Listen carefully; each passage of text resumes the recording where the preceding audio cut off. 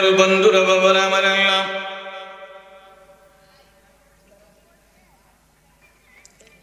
নূরানি জবান মুবারক বাবা কুদরতি জবান সূরা হামিম সিজদা আয়াত নম্বর 53 আমার আল্লাহ বলে গো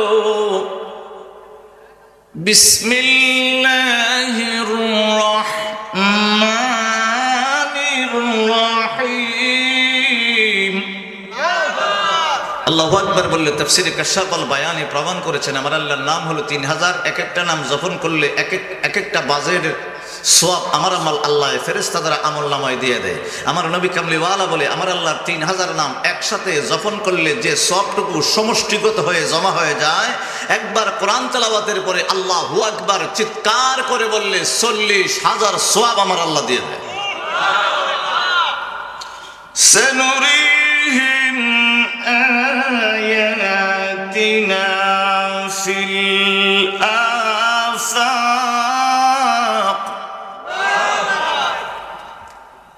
في الآفاق وفي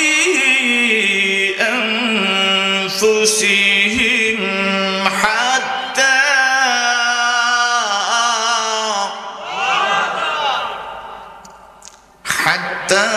يتبين لهم أنه الحق أولم يكف بربك أنه على كل شيء شهيد।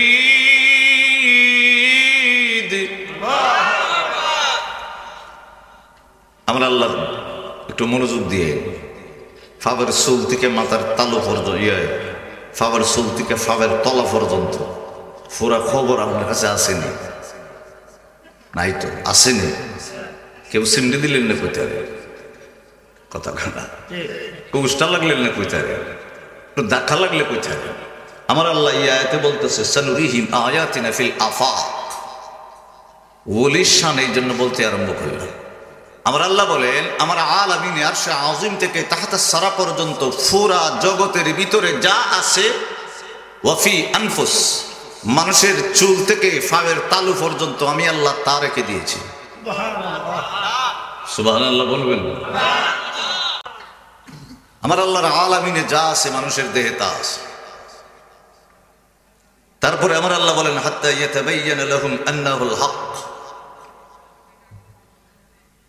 এটা নিয়ে তোমাদের চিন্তা ভাবনা করা, আমি যে আল্লাহ নিদর্শন রেখে দিয়েছি, যে নিদর্শন আমি এই দিক দিগন্তে রেখে দিয়েছি, এই নিদর্শন তোমার দেহের ভিতরে রেখে দিয়েছি।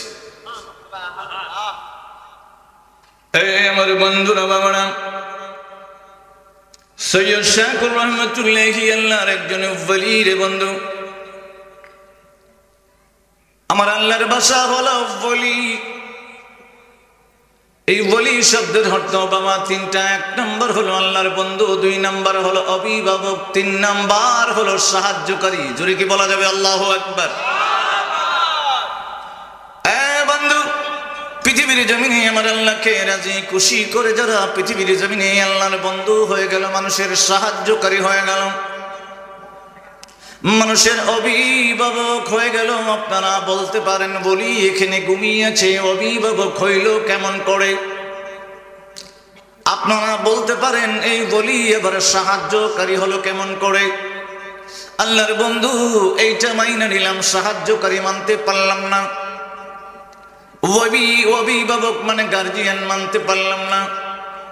বন্ধু এক্সাম্পল দিতে আরম্ভ করলাম। এই পৃথিবীর জমিনে, এই বাংলার জমিনে সিলেট অঞ্চলের ভিতরে করোড়া গ্রাম আছে।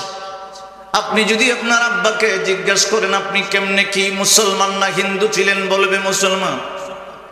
আপনার দাদা কি ছিল, বলবে মুসলমান। দাদার আব্বা কে ছিল, বলে মুসলমান। তার আব্বা কে ছিল বলে মুসলমান। 14 গোষ্ঠীর মাথার ভিতরে যদি যান, উনারে জিজ্ঞেস করলে বলবে আমি মুসলমান ছিলাম না। বাবা শাহজালাল রহমতুল্লাহি আলাইহি সিলেটের জমিনে এসে 360 আউলিয়ার মাধ্যমে একজনকে করোড়ায় পাঠিয়ে দিয়েছে, উনি হলো শাকর রহমতুল্লাহি আলাইহি। এই এলাকার ভিতরে এসে ইসলামের দাওয়াতটা দিতে আরম্ভ করলো। তুমি তো বাপ দাদা 14 গোষ্ঠীর যে মাথাটা আছে, ওই মাথাটাকে করোড়া এলাকার ভিতরে যারা বাস করে, ওই মাথাটাকে লেংটি খুলে শাকর রহমতুল্লাহি আলাইহি কলমা ফরাইয়া টুপি লাগাইছে। কথা কি ঠিক না? কথা বল ঠিক না? এবারে লেংটি খুললে 14 গোষ্ঠীর মাথাটারে আর কি লেংটি খুললে টুপি লাগাই দিয়েছে ইয়া লেখা। ওনার কাছ থেকে আসতে আসতে আসতে আসতে আমি মুসলমানের ফোলা মুসলমান। কথা কন না? আমি এখন মুসলমানের গড়ের ফোলা মুসলমানেও কইতেছি শাহ করিলে কেডা চিনলাম না দে আসেনি। কথা কন আসেনি?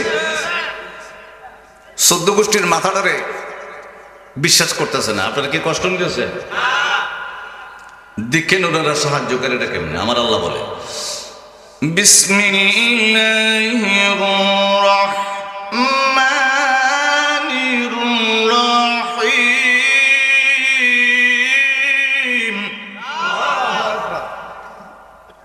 আমার আল্লাহ সূরা মায়েদার 55 আর 56 নম্বর আয়াতের ভিতরে বলতে আরম্ভ করলেন। এটার তাফসীরটা আমি আগে পরে শোনাচ্ছি। পৃথিবীর জমিনে যারা বলি আপনি শাকর রহমতুল্লাহি আলাইহিকে মানবেন কেন? কারণ আপনার 14 গোষ্ঠীর যে মাথাটা ছিল এবারে মুসলমান ছিল না। কথা কনা হেবারে মুসলমান উনি বানাইছে। এই জন্য এই এলাকার ভিতরে আমি মুসলমানের ফোলা মুসলমান। কথা কনা এটা যেমন কথাটা আমি যেটা বললাম এটা চির সত্য কথা, মহাসত্য কথা, বাস্তব। ঠিক কিনা কন্যা? আপনি ওলি মানবেন কেন? আমার নবী পাক বলেন আশ-শরীআতু শাজারা আল মা'রিফাতু আওরাকুহা আল হাকীকাতু সামরুতুহা। চিল্লায়ে কি বলা যাবে না আল্লাহু আকবার? নাসিরউদ্দিন সিফাসালী রাহমাতুল্লাহি আলাইহি মুরারবন্দের জমিনে ঘুমে আছেন। মাজারে অনেকে এখানে যারা আছেন প্রায় মানুষ গেছেন। কথা বলেন গেছেন তো? আমি যখন সিলেট বন্দর থেকে গাড়ি ছাড়লাম এয়ারপোর্টের উদ্দেশ্যে রওনা হব, আমি দেখতেছি ফাঁকা একটা গেট রাস্তার উপরে, এটার ভিতরে লেখা সৈয়দ নাসিরউদ্দিন সিফাসালী রাহমাতুল্লাহি আলাইহির মাজার গেট। আমি চিন্তা করলাম কিরে, ওনার মাজার হলো সৈয়দ নাসিরউদ্দিন সিফাসালী রাহমাতুল্লাহি আলাইহির মাজার হলো মুরারবন্দের জমিনে। আমি তো গেট দেখতেছি সিলেট শহরের উপরে। আপনারা গেল ভাইবেন বাংছে না এখনো আছে। আমি এখানের ভিতরে একটু থেমে গেলাম, থেমে চিন্তা করলাম এখানে আবার মাজার হইলো কেমনে? মাজার তো আমার জানা মতে মুরারবন্দে। আসরের নামাজ পড়লাম মসজিদের ভিতরে, মুয়াজ্জিন প্রবীণ একজন মানুষ, বৃদ্ধ মানুষ। আমি জিজ্ঞেস করলাম চাচা এখানে সৈয়দ নাসিরউদ্দিন সিফাসালী রাহমাতুল্লাহি আলাইহির মাজার শরীফ, মাজার গেট লেখা, আমার তো বুঝে পড়া নেই। মাজার তো এখান থেকে প্রায় 100 কিলো আর ওইদিকে হবিগঞ্জ ডিস্ট্রিক্টের ভিতরে সোনারঘাট মুরারবন্দে, এখানে গেটটা কে লিগা? মুরব্বী মানুষ আমাকে হাত ধরে মসজিদের বাহিরে এসে বলে ওই জায়গাটার নামটা পড়ো। তখন আমি বললাম জায়গার নাম হলো চকি দেখি। কন্যা কি দেখি? একটু কথা কইন, কি দেখি? চকি দেখি জায়গার নাম। আর এখনো তো আছে ঈদ ঈদই, যদি না পাল্টাতে এটা তো কিয়ামত পর্যন্তই থাকবো। সুবহানাল্লাহ বলবেন নি? চাচা বলতে আরম্ভ করলো বাবা এই জায়গার নাম চকি দেখি কেন জানো? আমি বলি না, আপনি যদি না বলেন আমি কিভাবে জানবো? আমি তো রহস্য উদ্ঘাটন করার জন্য আপনার কাছে আইলাম। নাসিরউদ্দিন সিফাসালী রাহমাতুল্লাহি আলাইহির ইন্তেকালের পরে যখন ওনাকে চকির রূপে লেখা হলো, কোন উনি কি জিন্দা না মরা? এখন কন্যা চকির রূপে রাখা হইল, জানাজার নামাজ পড়ার জন্য রাখা হইল। এখন সমস্ত মুসল্লি ইমাম সাহেব বলতেছে কি ব্যাপার? ওনারা তো গোসল টোসল করাইয়া কাফন টাফন করাইয়া চকির উপরে সুন্দর করে রাখলাম, এখন জানাজার নামাজ পড়ুম। এখন আল্লাহু আকবার বলতাম, আমরা সময় মিললে পড়তাম, চকি দেখি লাশ নাই। সুবহানাল্লাহ বলা যাবে? চকি দেখি কই লাশ না, চকি দেখি লাশ নাই। কয় বাবা এয়ারপোর্ট থেকে এই জায়গার নাম হলো চকি দেখি, 800 বছর ধরে এখনো জায়গার নাম চকি দেখি।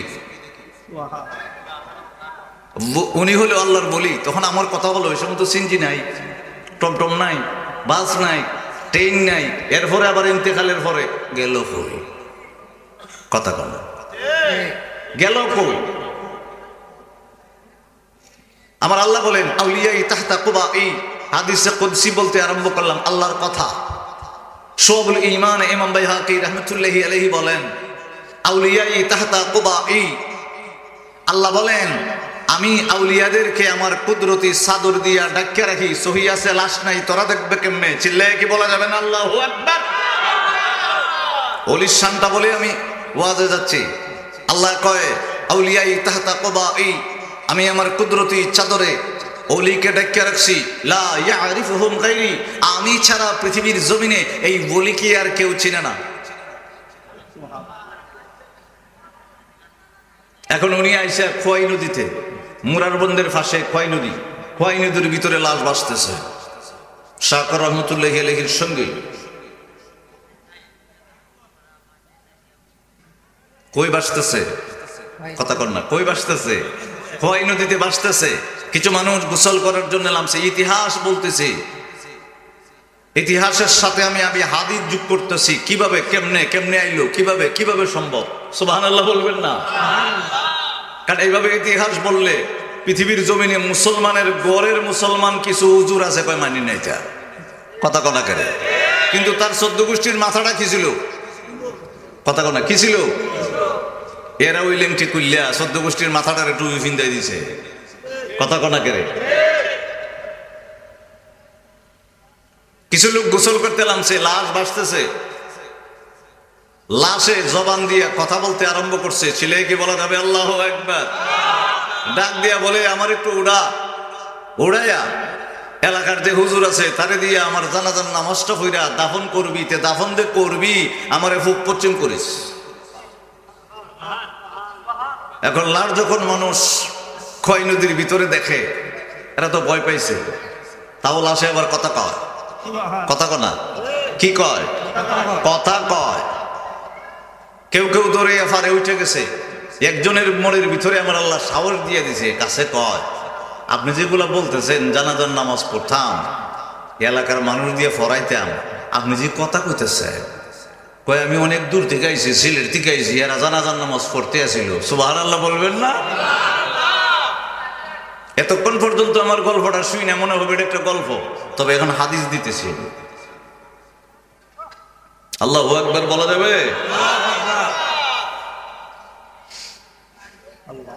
আমার আল্লাহ বলেন ইন্না ইলমাল বাতিনি সিররাম মান সিররা আজহালাহু ফি কলবি, পৃথিবীর জমিনে আমি আল্লাহর বাতিন গুপ্ত বেদ কিছু ইলম আছে, পৃথিবীর জমিনের খাস কিছু বান্দার কলবে আমি আল্লাহ আমানত রেখে দেই।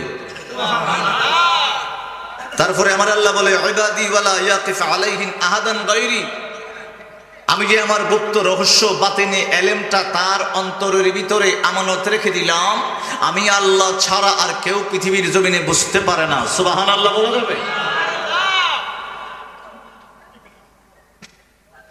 তারপরে আমার আল্লাহ বলেন আর শরীয়তু শাজরা, আল্লাহ আল্লাহ বলতে আরম্ভ করলাম কেন? এটা হাদিসে কুদসি। আর শরীয়তু শাজরা ওয়া তরিকাতু আসানুহা আল মারিফাতু আওরাকুহা আল হাকিকাতু সামরতুহা। আমার নবী পাক বলেন হাদিসে কুদসিতে আমার আল্লাহ বলেছেন শরীয়ত হলো একটা গাছ। কথা বলেন কি? গাছ। শরীয়ত গাছ। কারণ শরীয়তের গাছের মোল্লার কাছে যখন খোয়াই নদীর গোসল করিয়া বেডা লাশের সাথে কথা কইয়া আয়া যখন কইছে আমি তো একটা লাশ উড়াই আনছি, তাই ওসিয়ত করে গেছে তাই রে পূর্ব পশ্চিম আপনি জানাজার নামাজের পরে দাফন করতাইন, হয়তে মরা বেড়ায় কথা হয় কেমন? কথা হয় তাই হইল শরীয়তু শাজরা, শরীয়তের একজন আলেম, শরীয়তের একজন মুফতি, শরীয়তের একজন মুহাদ্দিস। কষ্ট হইতেছে নি? এটা একটা মাদ্রাসা ক্লাসের মতো, একটু বোঝার দরকার আছে ওলিটা কেটা, নাহলে ওলির মাধ্যমে আমরা 14 গোষ্ঠীর মাথাটারে আল্লাহ আবার মুসলমান বানায়। আল্লাহ তো এমনি পারে। কথা কনা করে আল্লাহ এমনি পারে না।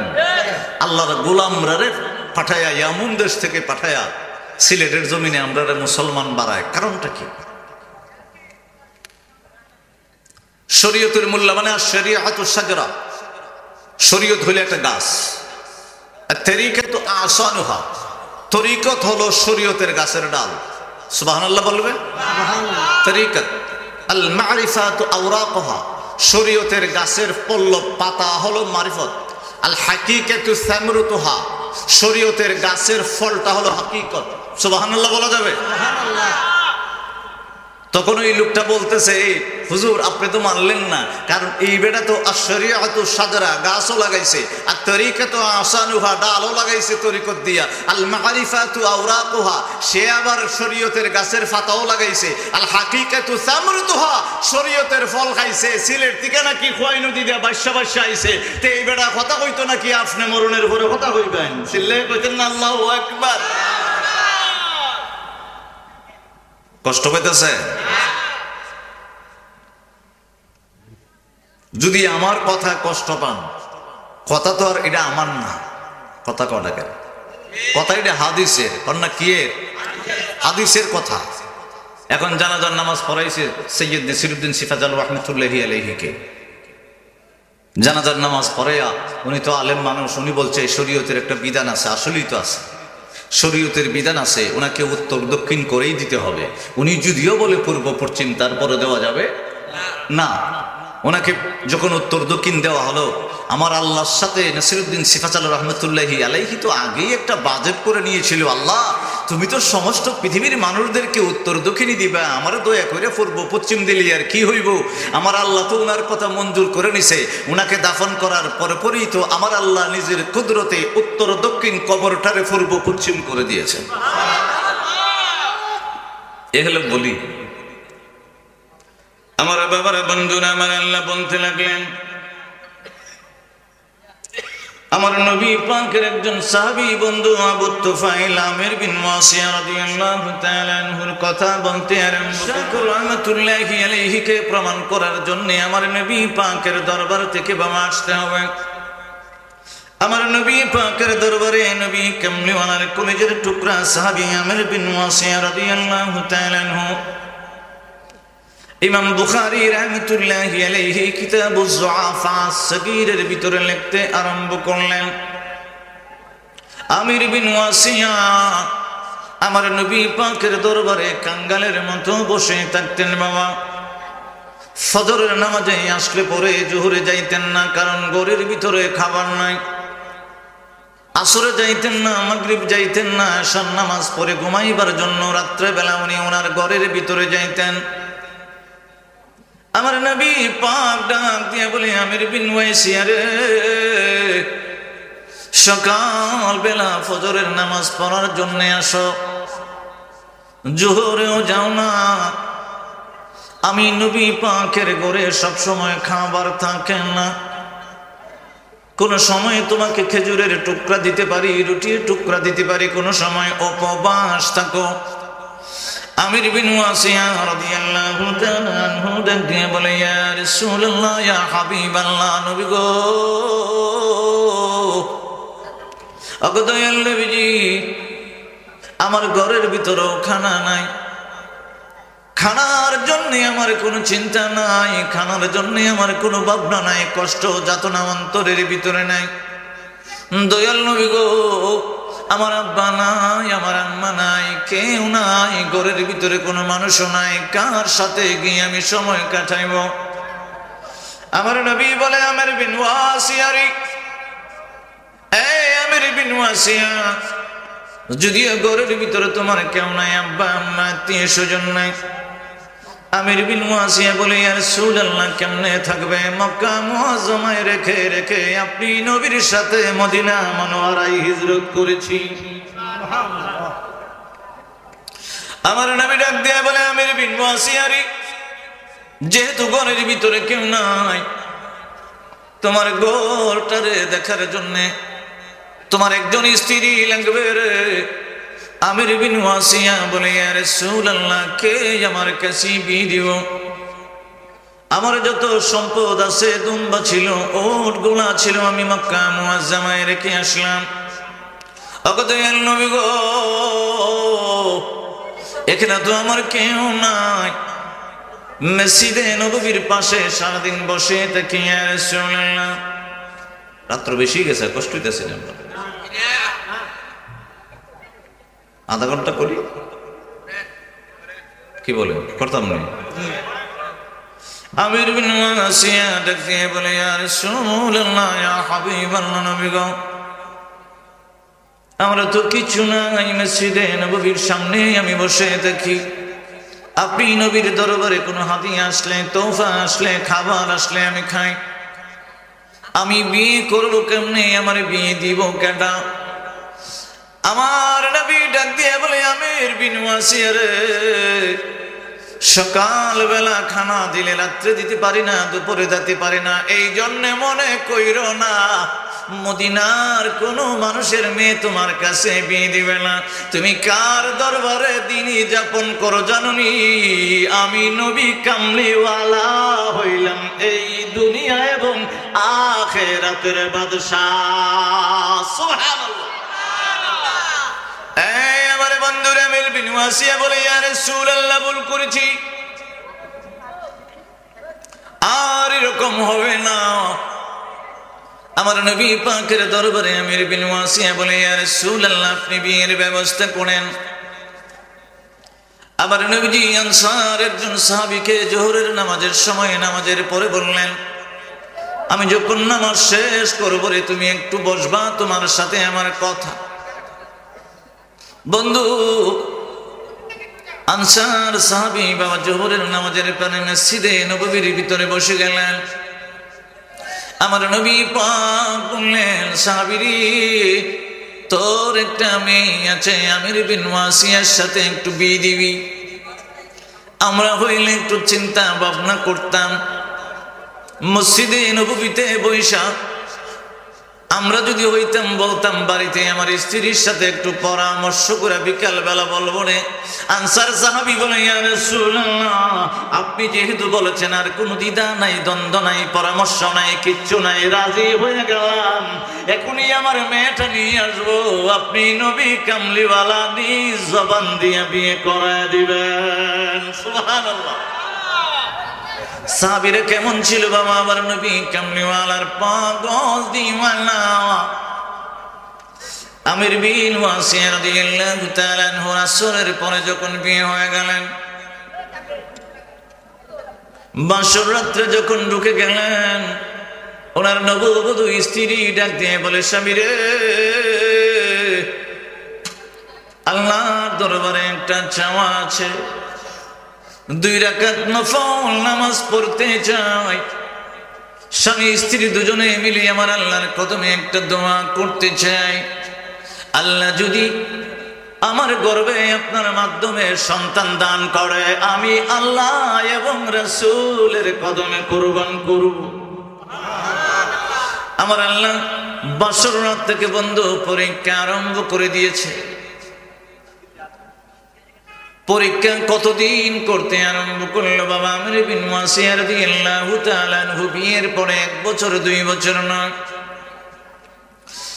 প্রায় 4 থেকে 5 বছর কেটে গেল। আমার আল্লাহ ওনার স্ত্রীর গর্ভে সন্তান দেয় না। আবার নবীজি এশার নামাজের পরে বলে, আমির বিন ওয়াসিয়া রে, আমি নবী কামলিওয়ালা তোরে একটা সংবাদ জানিয়ে দিতে চাই। 5 বছর পরে আমার নবীজি বলতে লাগলেন, চিল্লে কি বলা যাবে নিঃসওয়া? 5 বছর বলে, আমির বিন ওয়াসিয়া রে, আমি একটা সুসংবাদ দিব রে।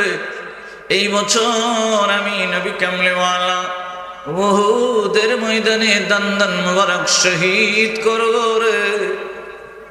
আগে দুঃখের খবর জানাইলাম, এবার সুসংবাদ জানিয়ে দেই, উহুদের ময়দানে যাবার আগে আগে আমার আল্লাহ তোর স্ত্রীর গর্ভে একটা পুত্র সন্তান দান করে দিব। আমির বিন ওয়াসিয়া রাদিয়াল্লাহু তাআলা আনহু আমার আল্লাহর দরবারে শুকরিয়া করলেন। বাবা,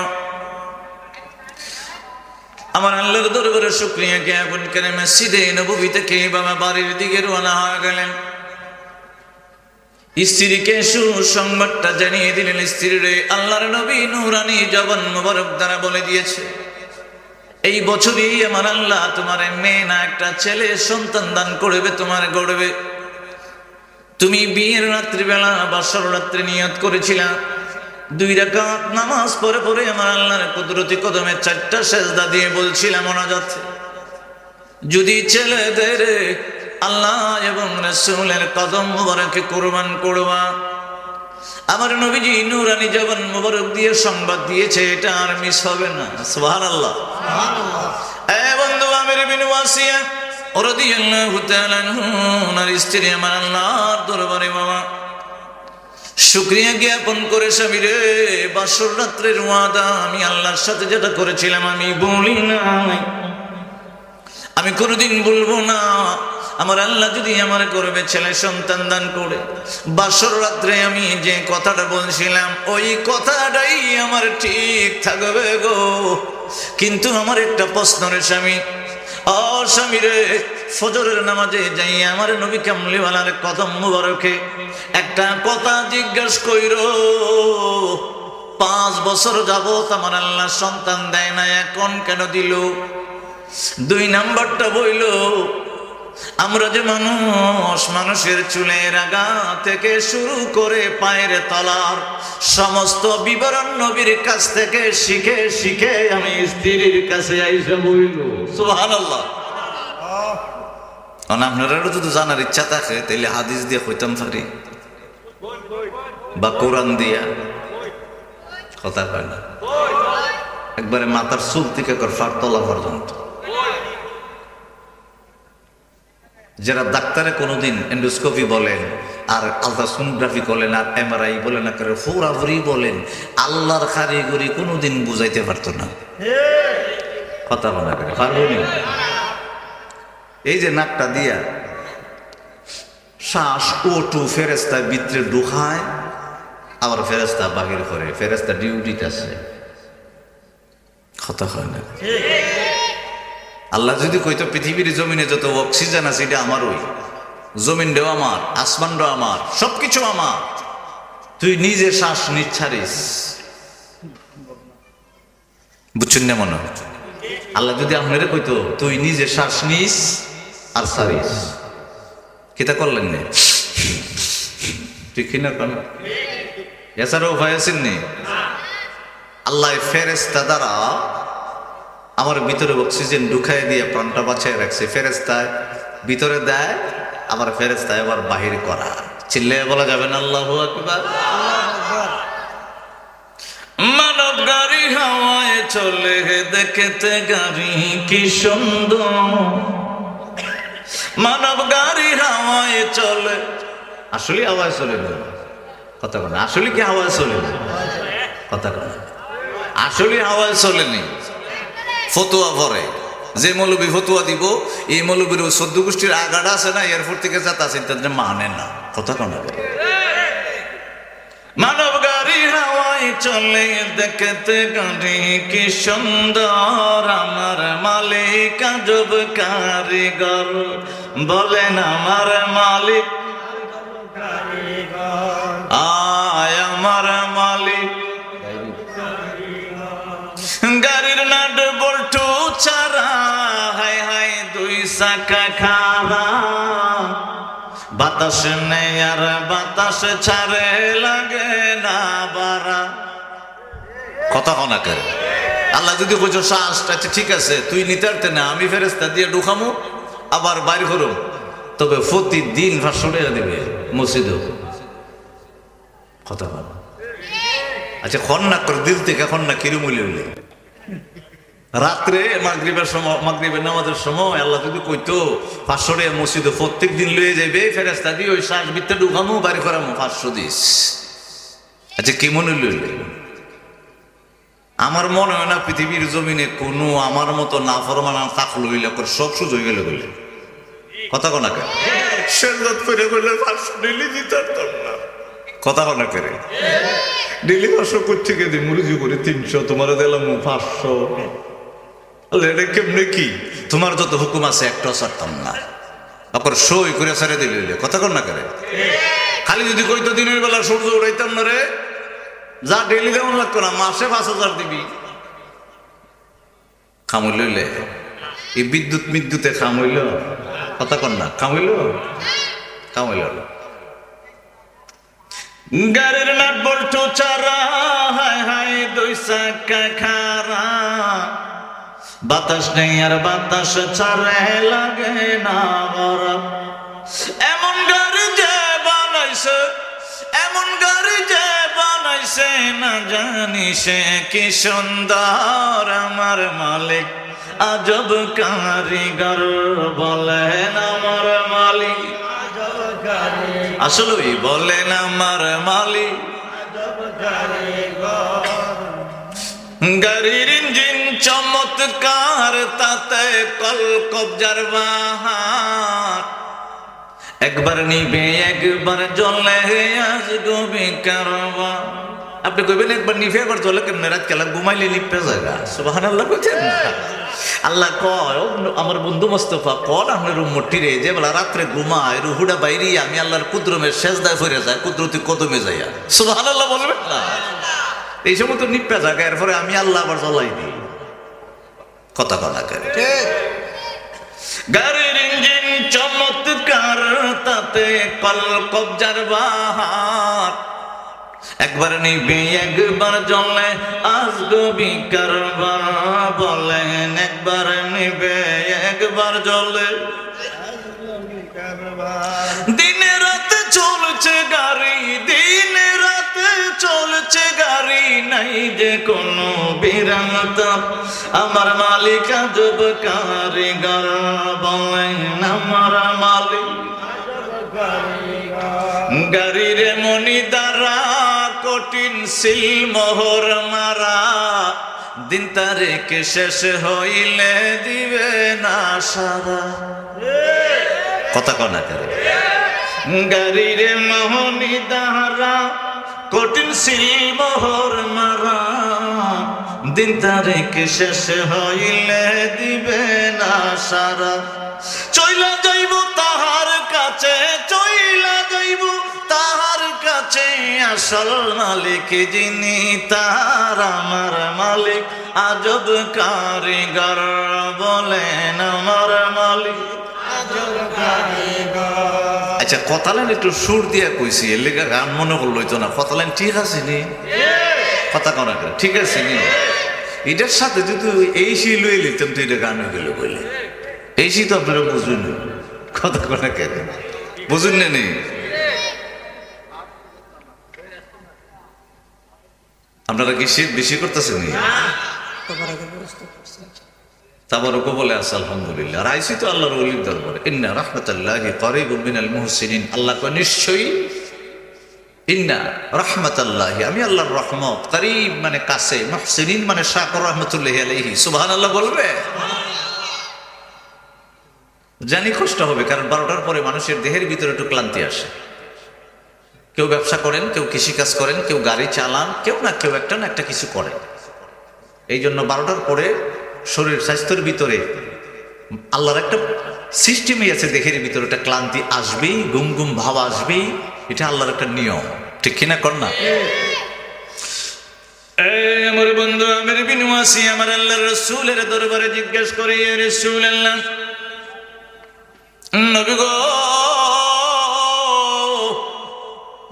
আমার স্ত্রীর কাছে এসার নামাজের পরে গো, আমি যখন সংবাদটা জানাই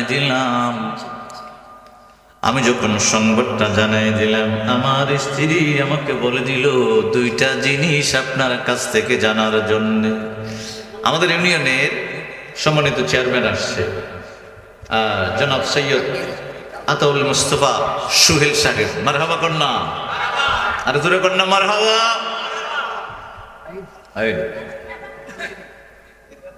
আল্লাহ পাক যাতে ওনার শরীর স্বাস্থ্য ভালো রাখে, হায়াত বাড়িয়ে দেয়, একটু আমিন বলা যাবে? এই আমার বন্ধুরা, বাবার আমির বিন ওয়াসি রাদিয়াল্লাহু তাআলা আনহু নবী পাকের কদম মুবারকে বলতে আরম্ভ করলেন, আগো ইয়া রাসূলুল্লাহ, ইয়া হাবিবাল্লাহ, নবী গো,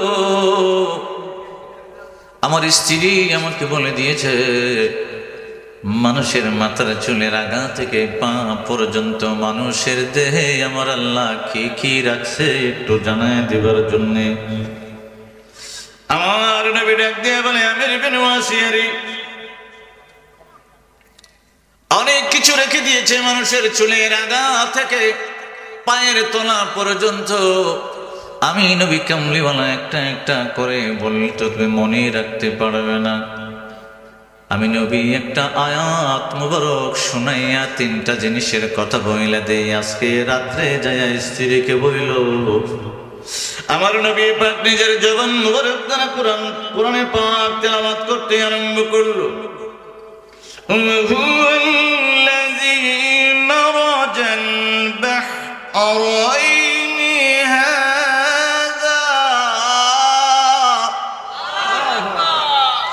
আযবুন ফুরাতুন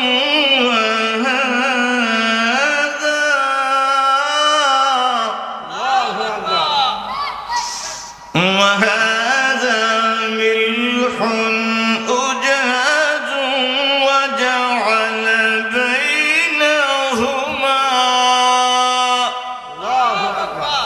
এখন গভীর খেয়াল দিয়ে আমার নবীজি কয় পৃথিবীর জমিনে তিনটা আলম আছে, একটার ভিতরে আমার আল্লাহ লবণাক্ত পানি রাখছে। কন্যা কি পানি? লবণাক্ত পানি। কথা কন্যা কি পানি? একটার ভিতরে রাখছে লবণাক্ত পানি, মানে লবণাক্ত পানির সাগর। আমার আল্লাহ সূরা ফুরকানের 53 নম্বর আয়াতে বলতে আরম্ভ করছেন, গুমটুম সূরায় কন্যা একটু আল্লাহু আকবার। একটা হলো লবণাক্ত পানি। এই আমির বিন ওয়াসিয়া লবণাক্ত পানির সাগর, তার পাশে আমার আল্লাহ রেখে দিয়েছেন তিক্ত পানির সাগর। আমার নবীজি বলেন আরেকটা সাগর রেখে দিয়েছেন, এটা হলো স্বাদ বিশিষ্ট মিষ্ট, মানুষ এটা পান করে। ওগো ইয়া রাসূলুল্লাহ, এটা কোথায়? সাগরের ভিতরে প্রবাহমান, আর আমার আল্লাহ পৃথিবীর নিচে তাহাতাল মা, ওই পানিটা রেখে দিয়েছেন। সুবহানাল্লাহ বলবেন। কিয়ামত পর্যন্ত মানুষ জমিনটা খনন করে ওই পানিটা বাহির করে পান করবে। বন্ধু, আমার নবী বলতে লাগলেন, আমির বিন ওয়াসিয়ারি তিনটা পানির কথা আমি নবী বলতে লাগলাম। তোমার স্ত্রী বলল, মাথার চুলের, মানুষের মাথার চুলের আগা থেকে পায়ের তলা পর্যন্ত জানার জন্য আমি তিনটা জিনিস কোরআন দিয়ে জানাই দিতে আরম্ভ করি। আজকে রাত্রে তোমার স্ত্রীকে বইল, আমার আল্লাহ পৃথিবীর জমিনে তিতা পানির একটা সাগর রেখে দিয়েছে। এইটা আমার আল্লাহ মানুষের দেহের ভিতরে ঢুকায় দিছে। তাও পৃথিবীর জমিনের সাগরের মতো এতটুক পানি নয়। আমার নবীজি বলেন, আমির বিন ওয়াসিয়া, পৃথিবীর জমিনে তিতা পানিটারে 70 ভাগ করে আমার আল্লাহ বাড়ায়া একটা মানুষের দেহের ভিতরে ঢুকাইছে। আমির বিন ওয়াসিয়া বলে, ইয়া রাসূলুল্লাহ, ও দয়াল নবী গো, ওই তিক্ত সাগরটারে আমার আল্লাহ 70 গুণ পানি বানাইয়া মানুষের দেহের কোন জায়গার ভিতরে রাখছে? আমার নবী বলে, মানুষের বুকের ভিতরে একটা ফিত আছে রে। তুমি যদি কোনোদিন বমি করে থাকো, বমি করলে প্রথম যে পানিটা বাহির হয় এটা হলো তিক্ত পানি, তিতা পানি। আমার আল্লাহ সাগরের তিতা পানি সাগরটারে 70 ভাগ করে বাড়াইয়া মানুষের পিতের ভিতরে পানি ঢুকাইয়া রাখছে। আমির বিন ওয়াসিয়া বলে, ইয়া রাসূলুল্লাহ, এটা বুঝে গেলাম, জমিনের নিচে তাহাতাল মা পানি আমার আল্লাহ রেখে দিতে, এটা স্বাদ বিশিষ্ট পানি গো। মানুষ এটা পান করে, মানুষ এটা খায়, পান করবে। ইয়া রাসূলুল্লাহ, মানুষের দেহের ভিতরে কোন জায়গায় আছে? আমার নবী কয়, আমির বিন ওয়াসিয়া রে, আমি নবীর কাছে আইসা তুমি একটু হা করো। আমার নবী পাকের সামনে যাইয়া নবী পাকের সাহাবী আমির বিন ওয়াসিয়া একটু হা করলেন। আমার নবী পাক ডান হাত মুবারকের শাহাদাত আঙ্গুল জিহ্বার ভিতরে ঢুকাইয়া জিহ্বার নিচে টান দিয়া কয়, এই জায়গার ভিতরে যে পানি আছে রে, ওই মিষ্টি পানিটারে আমার আল্লাহ 70 গুণ বাড়ায়া তুই আমির বিন ওয়াসিয়ার জিহ্বার নিচে আমার আল্লাহ ফিট করে রাখছে। এই পানিটা যদি তিতা হইতো, কথা কন, জিহ্বার নিচের পানিটা যদি তিতা লাগতো, ও ভাই আছেন নি? এ বন্ধু আমার নবী কামলি বলা বলে আমির বিন ওয়াসিয়ারি, আমার আল্লাহকে যদি পাইতে চাও তুমি তিক্ত সাগরের পারে যাইয়া তিক্ত যে তিতা পানির সাগরের পাশে যাইয়া গিয়ে গবেষণা করো, আমার আল্লাহকে পাওয়া যাইবা। যদি তিতা পানির সাগরে না যাইতে পারো তোমার নিজের ভিতরের ফিতের পানিটা নিয়ে চিন্তা করো, আল্লাহ পাওয়া যাইবা। আর যদি তুমি মিষ্টি যুক্ত পানি, যেটা স্বাদ বিশিষ্ট পানি রে, যে স্বাদ বিশিষ্ট পানিটা মানুষ পান করে, ওই সাগরের পারে যদি না যাইতে পারো তোমার জিহ্বার নিচে আমার আল্লাহ এমন একটা পানি দিয়ে রাখছে জীবনে কোনোদিন শুকাইতো না। ওই জিহ্বার নিচে পানি নিয়ে চিন্তা করলে আমি আমার আল্লাহকে তুমি পাইয়া যাইবা। এ বন্ধু রমজান মাসে রোজা রাখলে জিহ্বার নিচে পানি থাকেনি, কথা কন। আমার নবীজি বলেন আমির বিন ওয়াসিয়ারে, জিহ্বার নিচে পানি না থাকলে জিহ্বাটা শুকিয়ে যাবে, জিহ্বা ফেটে যাবে। জিহ্বা যদি ফেটে যায় গলা শুকিয়ে যায়, কলিজাটা শুকিয়ে যায়, কলিজা ফাইটা মানুষটা মরবে, বাইসা থাকবে না। আমির বিন ওয়াসিয়া বলে ইয়া রাসূলুল্লাহ, নবী গো দুইটা পানির কথা বললেন। সূরা ফুরকান থেকে 53 নাম্বার আয়াত বলে বলে ইয়া রাসূলুল্লাহ, মানুষের দেহে দুইটা পানি আছে বললেন, একটা তিতা পানি মানুষের পিতের ভিতরে আমার আল্লাহ ঢুকে দিয়ে রাখলো। মিষ্টি পানির কথা বললেন, মানুষের জিহ্বার নিচে আমার আল্লাহ ঢুকায় দিয়ে রাখলো। ইয়া রাসূলুল্লাহ, আপনি যে আরেকটা পানির কথা বললেন এটা লবণাক্ত পানি, ওই মানে এই পানিটা মানুষের দেহের কোন জায়গার ভিতরে আছে? আমার নবী বলে আমির বিন ওয়াসিয়া রে, এ আমির বিন ওয়াসিয়া, ছোটবেলায় যদি তুমি কান্না করে থাকো, ছোটবেলায় যদি কান্না করে থাকো, চোখের পানি আর নাকের যে পানি আছে দুইটা যদি একত্রিত হইয়া তোমার মুখের ভিতরে যায়, জিহ্বার ভিতরে গেলে তুমি বুঝতে পারছো চোখের পানিটা লবণাক্ত। আমির বিন ওয়াসিয়া বলে ইয়া রাসূলুল্লাহ, নবী গো ও দয়াল নবীজি, চোখের পানিটা আমার আল্লাহ কি পরিমাণ পানি দিয়ে রাখছে? আমার নবী ডাক দিয়ে বলে আমির বিন ওয়াসিয়া রে, পৃথিবীর জমিনে লবণাক্ত পানি রে, যে সাগর লবণাক্ত পানির রেখে দিয়েছে, ওই লবণাক্ত পানিটাকে 70 গুণ বাড়াইয়া আমার আল্লাহ তোমার চোখের ভিতরে ফিট করে রাখছে। চিল্লায় কি বলা যাবে? লবণাক্ত পানি কই আছে? 12টার পরে তো ক্লান্ত হয়ে গেছে, শেষ করে দেব। কই আছে? চোখের ভিতরে। চোখের লবণ দিলে ঠিক থাকবো নি চোখটা? কথা কর না। চোখের ভিতরে লবণ যদি কিছু দেন দেন চোখ নষ্ট হয়ে যাবে। কিন্তু আমার আল্লাহ বলে পৃথিবীর জমিনের আলমের ভিতরে যে আমি আল্লাহ লবণাক্ত পানি রাখছি, এটারে 70 গুণ বাড়াইয়া তোর চোখের ভিতরে দিয়ে রাখছি। সুবহানাল্লাহ বলা যাবে?